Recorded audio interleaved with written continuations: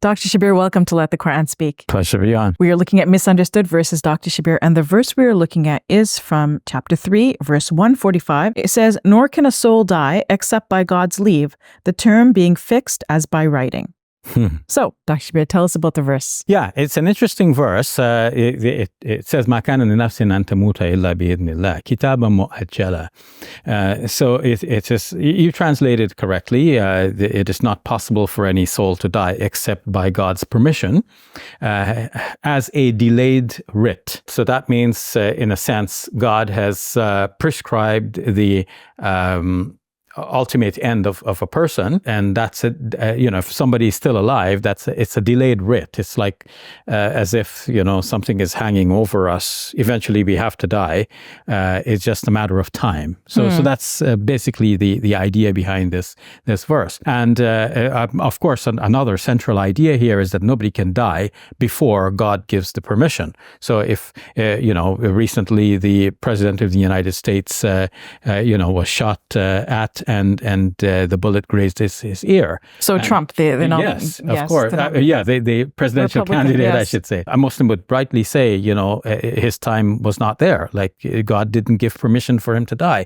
So if God did not allow for a person to die for whatever good reasons in the sight of God, according to God's good wisdom, then nobody can take the life of that person. So nobody can. This gives Muslims a lot of confidence and makes Muslims brave to face difficult circumstances, because we know that we're not going to die before God gives the permission. It doesn't mean that we wantonly rush into dangerous situations, but it means that if it's called for, then we are willing to face dangers for good causes. Now, to continue on this line of thought, God has to give permission in order for the person to die. But people have come to interpret this to mean that each person's death has a particular and fixed date in the future. And that date is unshiftable. But that's not correct, because we know from Islamic tradition more generally that God can vary the timing of a person's death. For example, a tradition says that if one is good to his or her parents, that person will live longer. God will extend the life of that person. So be good to your parents, okay? I'll take that into consideration, yes. Yes. And, there are other such references in Hadith. But if we look at the verse itself, before we even go to Hadith, you can see that the verse prefaces the timing of a person's death with God's permission. And so if it was fixed and over and done with, there's no need for mention of permission. Like, what's the need for the permission? Because if it's fixed that,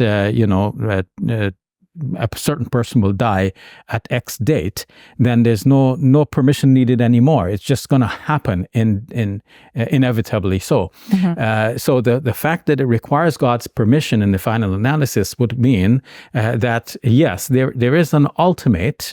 It cannot go past a certain time, but within a certain range, God is still going to give permission for the person to die earlier or later. So this helps us to understand. Let's say a patient is lying in bed and the doctors give up on the person, and the person is on life support systems, and the family is being asked, do you want to remove the life support system? The doctors may even recommend this, and some people may be puzzled at what do we do about this. Eventually they reach a decision. Now, when they reach the decision and they pull the plug and the person dies within, let's say, 24 hours. Now, what caused the person to die at that time? Is it that God wrote that specific time for the person to die, and by pulling the plug, we just simply robotically coincided with God's plan to cause the death of the person at that time? Or is it that God gave a range, and within that range, we have some decision making? Now, the range could be broader than this 24-hour period about when exactly you pull the plug. The range could be such that if the person is good to his or her parents, the person lives longer within a range that God has already prescribed.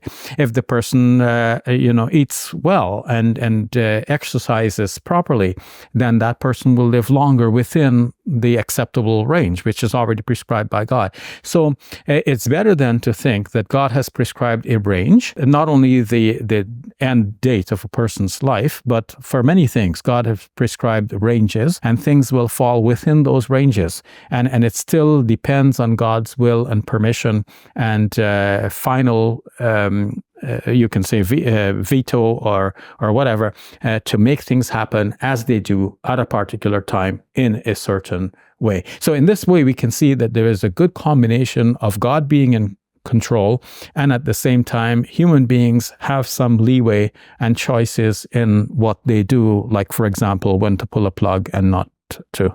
Interesting insight. Thank you for that, Shabir. You're welcome. Assalamu alaikum. Welcome to Muslim Media Hub, the new home of Let the Quran Speak. Here we spread positivity and good. We help people experience the beauty of Islam and help them appreciate and understand Muslims. This beautiful building we purchased at cost $2.3 million. Yeah, we've already raised a third of that money, and with your help, inshallah, we can pay off the rest. So we're looking for people who can give $1,000 each. If you can be part of the select group, that's amazing. Otherwise, just please give whatever you can. Every dollar counts. It's our collective responsibility to share the message of Islam with our fellow human beings. Please help us continue this good work. It's a sadaqah jariyah, something that will continue to be a benefit to the Muslim community long after Safiya and I are gone. Please support our work at muslimmediahub.com. Your support is zakat eligible and tax deductible. May Allah bless you and your loved ones today and always. Assalamu alaikum. Assalamu alaikum.